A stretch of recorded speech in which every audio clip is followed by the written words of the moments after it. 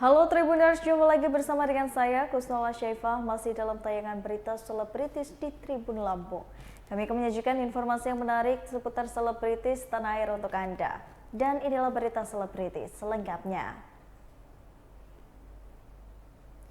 Berita pertama, tak gentar Jessica Iskandar bakal gugat balik CSB. Pihak Stephen alias CSB ogah peduli dengan gugatan balik yang dilayangkan oleh Jessica Iskandar dan juga Vincent. Pengacara Stephen Togar Situmorang menyatakan tindakan Jessica Iskandar dan juga Vincent akan menggugat balik kliennya memang hak tergugat. Sebelumnya pengacara Jedar dan Vincent Roland Eputu menyatakan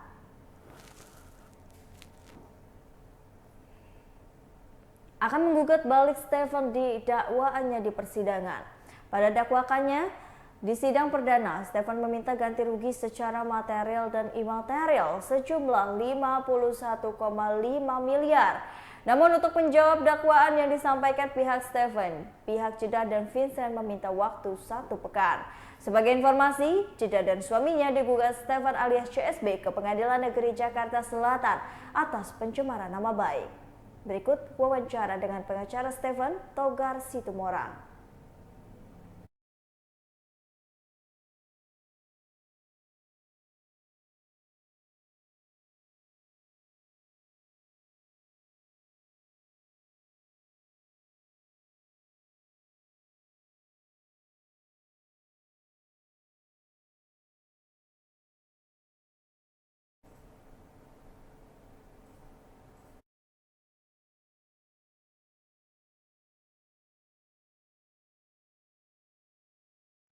Di mana jelas di dalam isi gugatan kita itu salah satu yang kita sangat sayangkan adalah pihak tergugat 1 dan tergugat 2, yaitu Jessica Iskandar dengan saudara Vincent Verhart itu melaporkan klien kami ke Polda Metro Jaya dengan nomor registrasinya yang kita sudah bacakan bahwa itu yang ada di pertama ya. LPB 2947-6-2022 SPKT Polda Metro Jaya tanggal 15 Juni 2022 dengan tuduhan 372 dan 378. Nah, berdasarkan laporan ini, pihak tergugat 1 dan tergugat 2 yaitu Jessica Iskandar dengan Vincent Verhart melakukan press conference yang dikatakan menurut pendapat hemat kami secara hukum itu tidak ada izinnya. Karena kenapa? Kami duga press conference itu dilakukan hanya sepihak, tidak oleh institusi yang berwenang. Dalam hal ini, kalau masalah pidana itu adalah Kabid Humas Polda Metro Jaya. Jadi kami duga yang dilakukan oleh saudara Jessica Iskandar dengan Vincent Verhart itu adalah ilegal dan itu jelas untuk menyerang seseorang warga negara Indonesia yang lain yang juga dilindungi hak asasinya, dilindungi oleh undang-undang, yaitu sebagai klien kami yang dikatakan penipu yang secara terang benderang tanpa pendek aling, tanpa diberitahukan, tanpa diterangkan secara rinci arti maksud tujuannya menggelarkan press conference tersebut. Dan di dalam gugatan ini jelas bahwa klien kami diserang harkat martabatnya sebagai warga negara Indonesia, sebagai seorang manusia yang bebas mandiri melakukan segala aktivitasnya, tapi dituduh dengan penipu. Dengan bahasa yang sangat-sangat kami sayangkan, itu makanya kita masukkan gugatan ini. Di mana gugatan ini sudah terisi di dalamnya, yaitu nilai-nilai kerugian sebagai seorang warga negara yang dituduh penipu tanpa adanya putusan pengadilan hukum yang sah di Republik Indonesia. Ini ada orang lain yang bisa menyerang harkat martabat warga negaranya. Ini yang kami sangat sayangkan.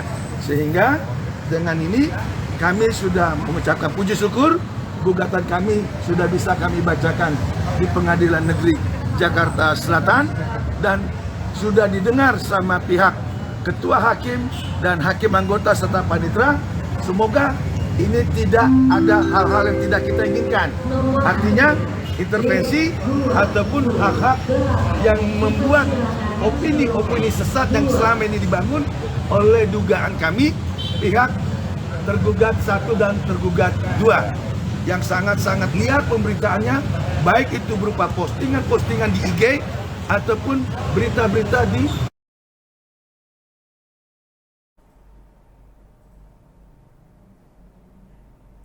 Berita selanjutnya, bintangi series Can You Hear Me, Salsabila Andriani belajar bahasa isyarat. Salsabila Andriani turut membintangi series Can You Hear Me. Dalam series ini, Salsabila dituntut harus bisa bahasa isyarat sebab kisah di series ini melibatkan penyandang tunarungu. Dengan begitu, mantan kekasih Yusuf Mahardika ini harus belajar bahasa isyarat. Ia juga gugup ketika pertama kali berinteraksi dengan penyandang tunarungu. Bersyukurnya, seiring waktu Salsabila bisa memahami bahasa isyarat. Menurut Salsabila, kunci lebih cepat belajar bahasa isyarat adalah langsung berkomunikasi dengan penyandang tunarungu. Dalam series ini, Salsabila berperan sebagai Mutia yang tengah berjuang merintis startup lewat aplikasi Biru. Aplikasi Biru terinspirasi dari mendiang ayah Mutia, penyintas tunarungu yang menjadi korban bencana alam beberapa tahun lalu. Mutia hidup bersama adik angkatnya yang bernama Shiva, Lee Cresel, anak tuli yang bertemu dengannya saat bencana. Berikut wawancara dengan Salsabila Andriani.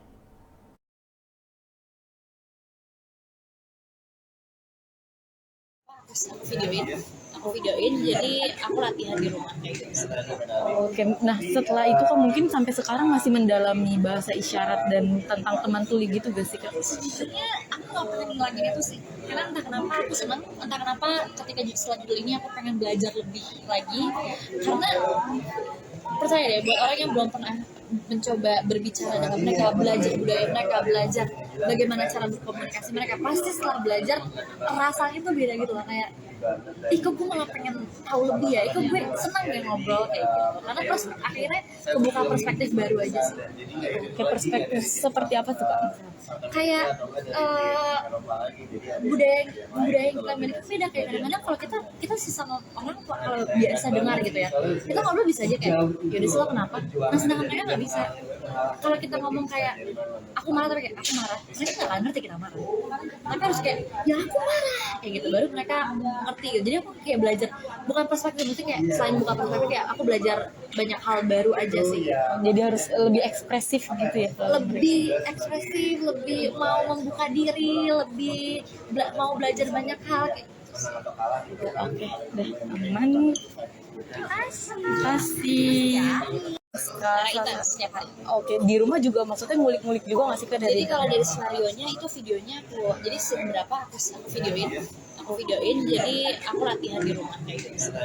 Oke, nah setelah itu kan mungkin sampai sekarang masih mendalami bahasa isyarat dan tentang teman tuli gitu gak sih Kak? Sebenarnya aku gak pernah ngilangin itu sih, karena entah kenapa aku senang, entah kenapa ketika setelah judul ini aku pengen belajar lebih lagi, karena percaya deh buat orang yang belum pernah mencoba berbicara dengan mereka, belajar budaya mereka, belajar bagaimana cara berkomunikasi mereka, pasti setelah belajar rasanya tuh beda gitu lah, kayak kok gue malah pengen tahu lebih ya, kok gue senang deh ngobrol kayak gitu, karena terus akhirnya kebuka perspektif baru aja sih.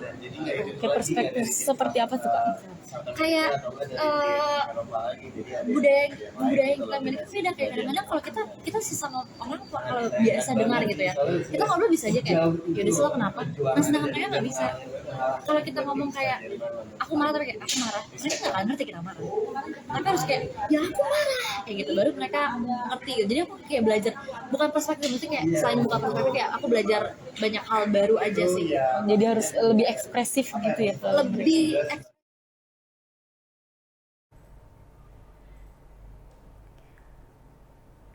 Berita selanjutnya, Roro Fitria resmi bercerai dengan dapatkan hak asuh anak. Pengadilan Agama Jakarta Selatan telah mengabulkan gugatan perceraian Roro Fitria terhadap Andre Irawan melalui sidang putusan cerai. Roro Fitria resmi menyandang status janda. Andre Irawan hari ini pada Selasa 6 Desember 2022. Hakim juga menetapkan hak asuh Muhammad Sultan Al-Fatir ke tangan Roro Fitria.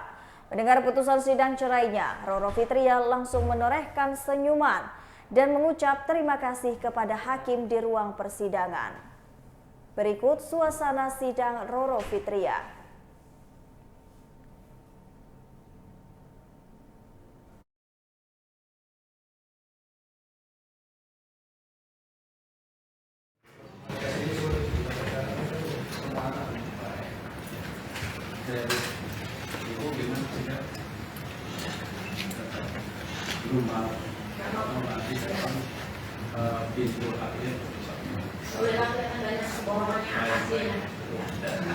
Kami hanya sesuai masalah menyampaikan pada sidang. Demikian karena upaya perdamaian pada sidang hari ini tidak berhasil, maka sidang dilanjutkan. Dan agenda hari ini adalah untuk pembacaan putusan. Kami akan membacakan putusan.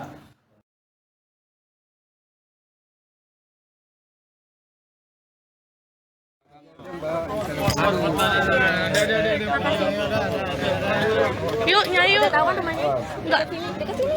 Cuma 3 menit dari sini. Belakang Ragunan. Di mana? Ragunan rumah. Di mana? Jagakarsa, Jagakarsa. 3 menit dari sini. 3 menit ya.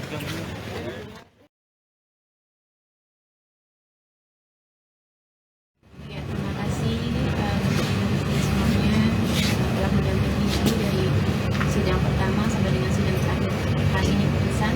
Dan mohon maaf sebelumnya ini ada sedikit sakit ya. Jadi maaf kalau Nyai tidak dalam keadaan tidak bisa langsung tadi serta merta komunikasi yang baik. Kalau berdiri Nyai ada migrain, terus ada asma juga. Sudah lama tuh asma mesti harus duduk nyaman. Ya, yang Nyai rasakan pada hari ini rasa syukur, rasa bahagia yang luar biasa. Dari titian doa Nyai setiap hari, setiap waktu. Titian doa Nyai pada setiap sepertiga malam, tahajud Nyai, dan semua ikhtiar-ikhtiar melalui tangan-tangan para tim lawyer Nyai, dan juga rasa cinta kasih almarhumah mama pada Nyai, semua kerabat-kerabat yang tidak bisa Nyai sebut satu persatu, supportnya luar biasa. Dan akhirnya pada hari ini 6 Desember 2022, alhamdulillahirabbil alamin, yang mulia hakim mengabulkan gugatan cerai Nyai. Alhamdulillah. Terima kasih teman-teman lawyer, semua rekan-rekan, terima kasih bantuannya, supportnya. Dan yang paling bersyukur adalah tatkala hakim menyampaikan bahwa hak asuh anak Muhammad Sultan Al-Fatir jatuh ke tangannya. Alhamdulillah, itu rasa wujud syukur, rasa bahagianya yang luar biasa. Demikian. Nah, terkait teknis tadi sudah teman-teman media semua juga alhamdulillah diperkenankan masuk oleh hakim. Ya, senang banget tuh. Jadi supaya tidak bisa dipelintir-pelintir lagi dari yang bersangkutan yang selalu ngomong di media beda dengan fakta dalam persidangan. Tadi jelas serta merta gamblang dikabulkannya karena banyak sekali faktor. Tadi disampaikan yang secara lafal hakim menyampaikan bahwa sering sekali pertikaian, gesekan-gesekan. Nah, gesekan-gesekannya itu tidak disebutkan, tapi kan telah dikabulkan. Berarti apa? Bukti-bukti yang kami sertakan adalah real, nyata, di mana yang bersangkutan selama ini karena media tidak boleh masuk ke dalam ruang sidang, dia berkuar-kuar, itu adalah tidak benar. Dengan dikabulkannya gugatan cerai Nyai, berarti benar-benar terbukti semua pembuktian berkas, pembuktian video-video porno, pembuktian saksi-saksi yang menyatakan bahwa dia KDRT verbal dan non verbal, dan juga terbukti juga perselingkuhannya. Jadi alhamdulillah sudah terbukti dan teman media semuanya tadi sudah menyaksikan juga. Alhamdulillah, jadi yang bersangkutan tidak bisa menyangka lagi pada saat ini. Jadi Nyai sangat bersyukur dari Yang Mulia memperkenankan teman-teman media hadir ikut di momen-momen yang bersejarah bagi Nyai pada hari ini. Selain itu, untuk teknis nominal-nominal monggo disampaikan Pak Andika karena Nyai kurang paham itu tadi istilah-istilahnya seperti apa. Untuk teknis nominal-nominal monggo disampaikan Pak Andika karena Nyai kurang paham itu tadi istilahnya.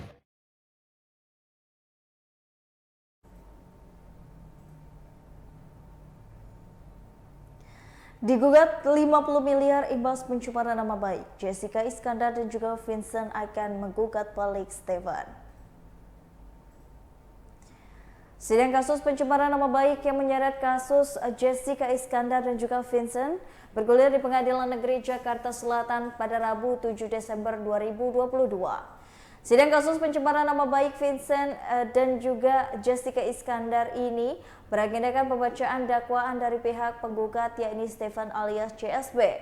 Namun aktris yang akrab disapa Jedar itu dan suaminya tidak hadir di sidang pokok perkara perdananya diwakilkan oleh tim kuasa hukumnya. Pengacara Jedar Roland Potu mengatakan Jedar tidak bisa hadir lantaran masih ada kesibukan di Bali. Untuk menjawab dakwaan yang disampaikan pihak Stefan, pihak Jedar dan Vincent meminta waktu 1 pekan. Tak hanya menjawab Jedar dan Vincent, juga akan menggugat balik Stefan. Berikut wawancara dengan pengacara Jedar, Roland Putu.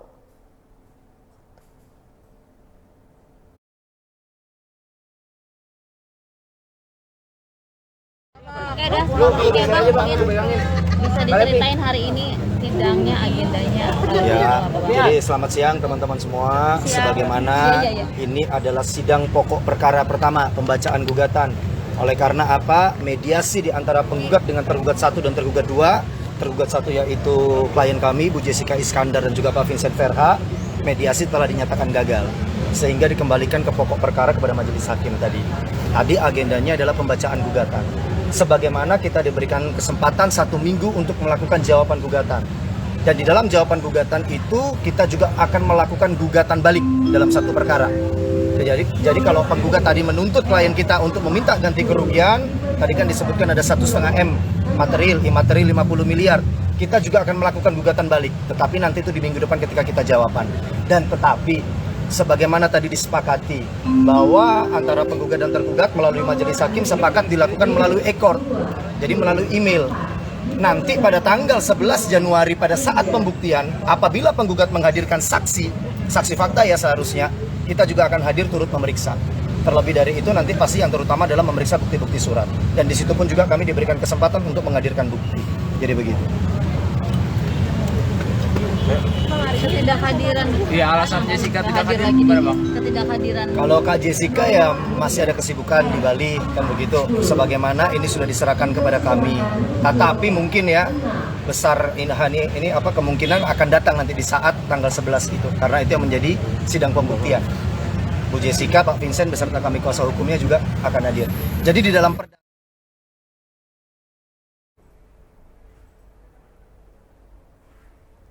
Berita terakhir datang dari Andre Irawan yang mewajibkan bayar nafkah idah sebesar 40 juta usai resmi bercerai.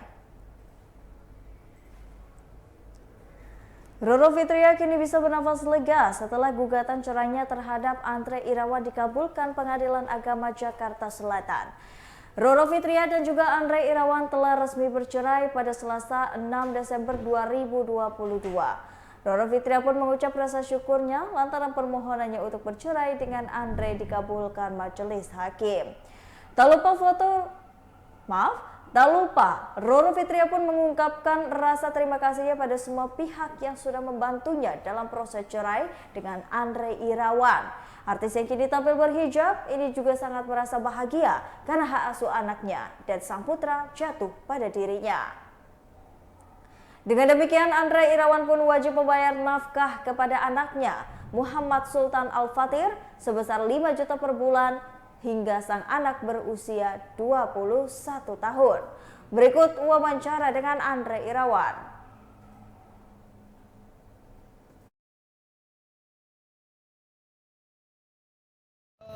Setiap bulan sih anak sih emang kewajiban saya ya, pasti kita akan berikan gitu kan. Istilahnya malah mungkin ya kita namanya orang tua kan ada rezeki dari anak lebih, kita kasih lebih. Tapi dengan nafkah idahnya dan nafkah muidahnya Bang, yang 15 dan 25 juta. Ya, makanya itu Kita akan pertimbangkan nanti. Bang, ini kan bisa dikatakan belum ketemu sama anak juga tadi. Karena seperti apa sih, Bang? yang sebenarnya yang paling berat itu sebenarnya. Kalau nafkah kan rezeki turunnya bukan dari saya ya kan, langsung dari langit ya nggak, Allah kasih rezeki. Cuman kan kalau anak ini saya yang harus berusaha untuk ketemu, untuk komunikasi, untuk ngobrol. Kalau dan saya juga nggak mungkin bisa memaksa dalam keadaan yang katanya kondisinya apa, mentalnya Nyai segala macam. Sebenarnya kan biasa aja, cuma saya lihat ya berlebihan lah selalu itu. Sementara itu anak darah daging saya gitu, itu aja sih. Sampai sekarang belum ada untuk komunikasi juga. Belum, kan tadi ya masih perang dingin ya. Terakhir ketemu sama anak kapan, Bang? Agustus bulan Dari lahir itu 2 mingguan lah. Makanya tadi kan udah kebukti juga bahwa banyak pembuktian dari hakim yang selama ini saya nggak pernah dibilang nggak nafkahin ya. Jadi bukti hakim bilang bahwa saya nafkahin kan. Makanya saya bilang ya bisa lihat lah siapa yang bohong.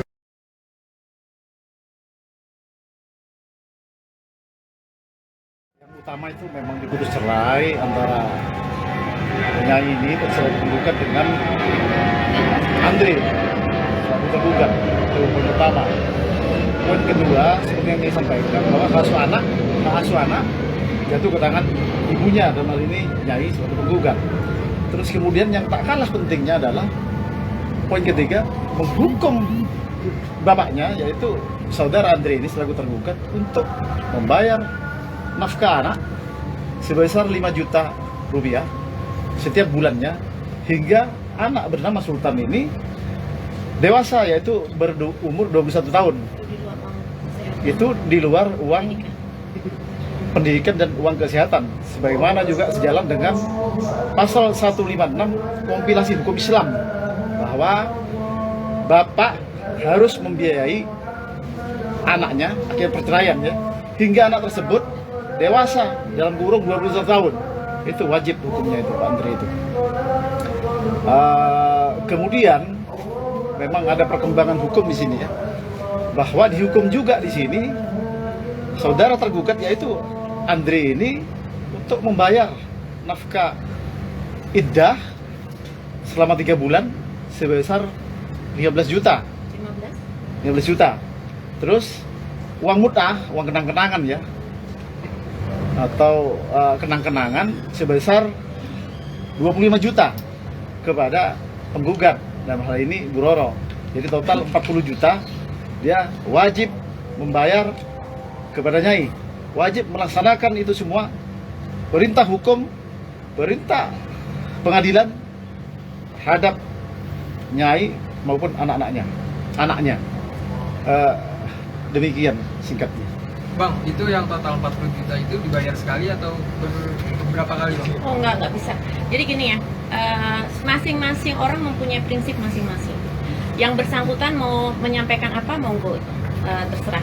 Kalau bagi dari Nyai sendiri, apalagi ini hidup seseorang itu kan tidak main-main ya.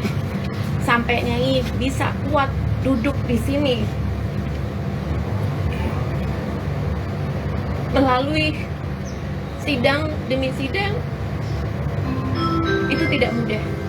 Jadi kalau misalnya keputusan hakim itu mau dicicil, istilahnya tadi Mas yang menyampaikan, oh itu tidak bisa.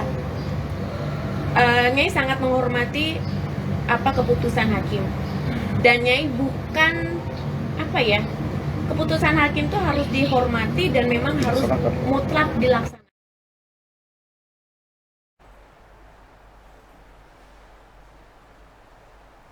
Baiklah Tribuners, itulah tadi berita selebritis di Tribun Lampung bersama saya Kusnul Asyaifa. Jangan lupa untuk terus saksikan video selengkapnya di YouTube Tribun Lampung News Video, Facebook Tribun Lampung, Instagram Tribun Lampung, dan juga TikTok Tribun Lampung untuk bisa mendapatkan informasi ter-up-to-date lainnya. Selamat siang dan sampai jumpa.